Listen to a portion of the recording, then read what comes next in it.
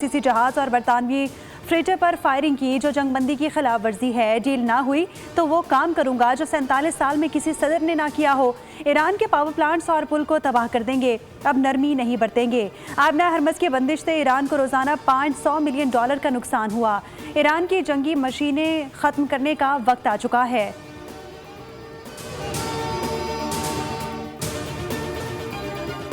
पाकिस्तान में अमरीका ईरान मुज़ाकरात के दूसरे मरहले की तैयारियां। वफाकी दारुल हुकूमत में सख्त सिक्योरिटी इंतजामात, रेड जोन सील, पब्लिक और हैवी ट्रांसपोर्ट से मुतालिक ज़िले इंतजामिया को हिदायत जारी। इस्लामाबाद में गैर मुल्की वफूद की आमद के बायस अहम शाहराहें बंद। शहरियों के लिए मुतबादिल ट्रैफिक प्लान भी जारी कर दिया गया। रेड जोन और तौसीई रेड जोन को हर किस्म के ट्रैफिक के लिए मुकम्मल तौर पर बंद रखा जाएगा। 0 पॉइंट से कोराल चौक बंद होने की सूरत में शहरी श्रीनगर हाईवे से 9th एवेन्यू की जरिए स्टेडियम रोड और मरी रोड, चांदनी चौक से रावल रोड समेत दीगर रास्ते इख्तियार कर सकते हैं।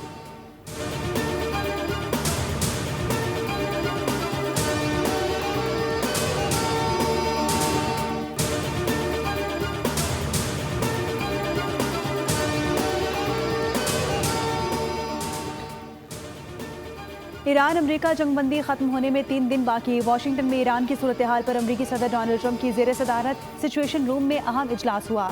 नायब सदर, वुज़रा और आला अस्करी और इंटेलिजेंस हुक्काम की शिरकत।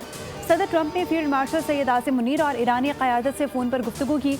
इजलास में आबना हरमस और मुज़ाकरात पर गौर किया गया। सदर ट्रंप ने कहा कि इसी हफ्ते डील मुतवक्के है, ताहम अमरीका ईरान मुज़ाकरात की नई तारीख ताहाल तय नहीं की जा सकी। अहम अमरीकी अहदेदार का कहना है कि अगर मुज़ाकरात में ब्रेक थ्रू ना हुआ तो आइंदा चंद रोज़ में जंग दोबारा शुरू हो सकती है।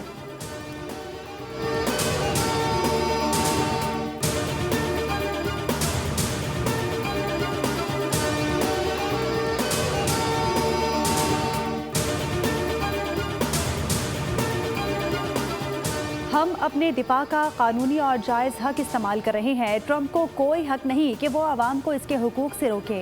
ट्रंप को हक नहीं कि वो कहे ईरान अपने जौहरी हुकूक से फ़ायदा नहीं उठा सकता। दुश्मन अपने मकासद हासिल करने में नाकाम रहा। ईरानी सदर मसूद पेज़ेश्कियान का बयान, कहा कि हम किसी मुल्क पर हमला करने का इरादा नहीं रखते।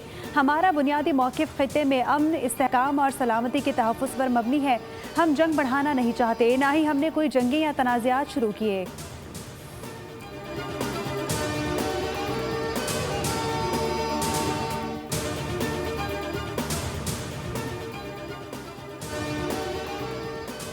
ईरान ने अमरीका की नई तजावीज़ पर गौर शुरू कर दिया। ईरान की नेशनल सिक्योरिटी कौंसिल ने तस्दीक की है कि पाकिस्तान की हालिया सालिसी कोशिशों के बाद अमरीका की जानिब से नई तजावीज़ मौसूल हुई हैं। अभी इन तजावीज़ पर कोई जवाब नहीं दिया गया।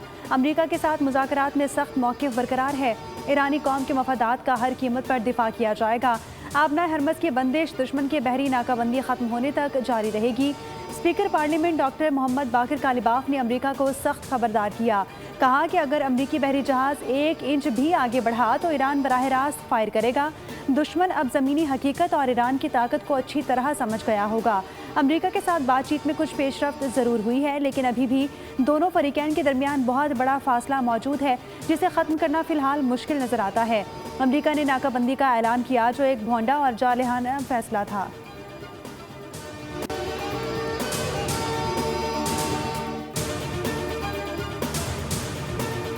ईरानी फ़ौज के ब्रिगेडियर जनरल मोहम्मद रज़ा ने खबरदार किया कि अगर ईरान पर मुसल्लत जंग दोबारा शुरू की गई तो यह आलमी जंग में तब्दील होगी।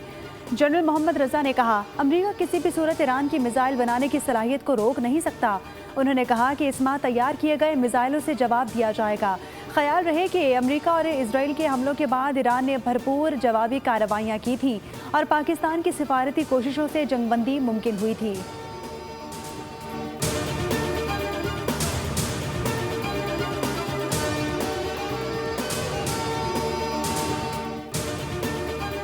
ईरान के नायब वज़ीर ख़ारजा सईद खतीबज़ादे ने कहा कि अमरीका से मुज़ाकरात की तारीख़ उसी वक्त दी जा सकती है जब दोनों मुल्क मुश्तरका फ्रेमवर्क पर मुत्तफ़िक हों। उन्होंने कहा कि मुज़ाकरात में पेशरफ्त के बावजूद अमरीका ने हद से ज़्यादा मुतालबात रख दिए, जिससे समझौता ना हो सका। सईद खतीबज़ादे ने वाज़ेह किया कि ईरान सिर्फ इसी बात पर मुत्तफ़िक होगा कि आलमी क़वानीन के तहत तमाम हुकूक ईरान को हासिल रहें। दुनिया के लिए एक और, ईरान के लिए दूसरा आलमी कानून नहीं चल सकता।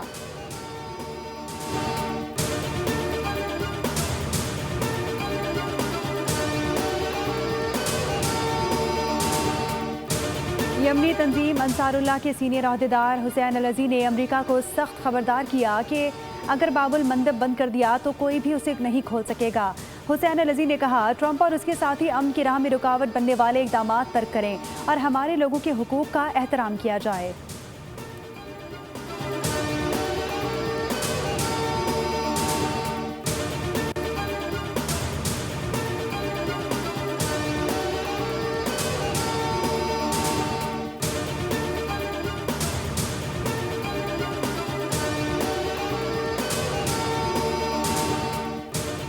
नायब वज़ीर आज़म इसहाक डार की पोलैंड के हम मनसब राडोस्लाव स्कोर्स्की से टेलीफोनिक गुफ्तगू हुई। दो तरफ़ा ताल्लुकात में मस्बत पेशरफ्त को सराहा गया। बाहमी दिलचस्पी के शोबों में ताउन बढ़ाने पर इत्तफाक हुआ। अहम इलाकाई और आलमी उमूर पर भी तबादला ख्याल हुआ। पॉलिश नायब वज़ीर आज़म ने ईरान अमरीका जंगबंदी में पाकिस्तान की काविशों को सराहते हुए अमन के लिए सिफारतकारी और मुज़ाकरात की कोशिशों को खिराज तहसीन पेश किया।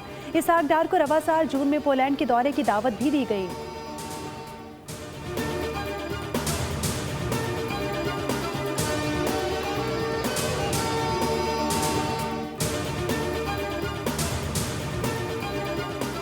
पाकिस्तान ने अमेरिका और ईरान को पहली बार एक मेज़ पर बिठाया। बातचीत के दौरान कई बार गर्मा गर्मी हुई। कई बार ऐसा हुआ कि मामला ठंडा करने के लिए मीटिंग रोकना पड़ी।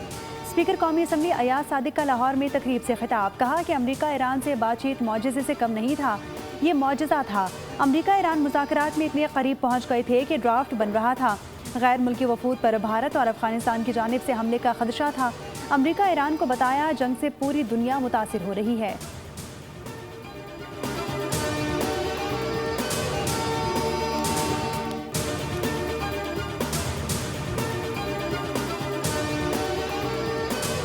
आज ट्रंप भी पाकिस्तान के गुण गा रहे हैं। भारत हमला ना करता तो किस तरह पता चलता था कि हमसे उसे शिकस्त दे सकते हैं।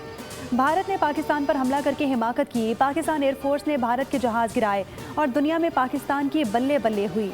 मुस्लिम लीग नून के सीनियर रहनुमा ख्वाजा साद रफीक का तकरीब से खिताब, कहा दुनिया भर में वज़ीर आज़म और फील्ड मार्शल का चर्चा है। वज़ीर आज़म शहबाज शरीफ ने मुल्क को डिफ़ॉल्ट होने से बचाया।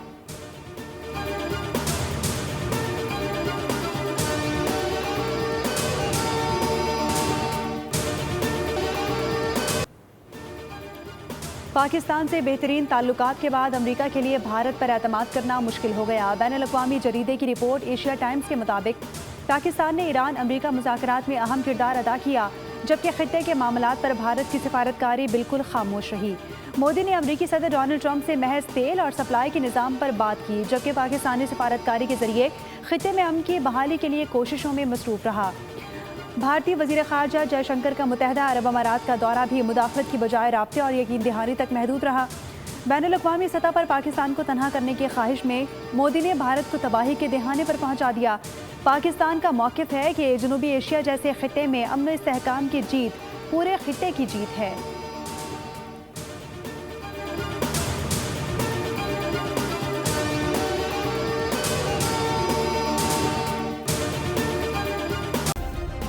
सब्सक्राइब करें और बेल दबाएं ताकि कोई खबर रह न जाए।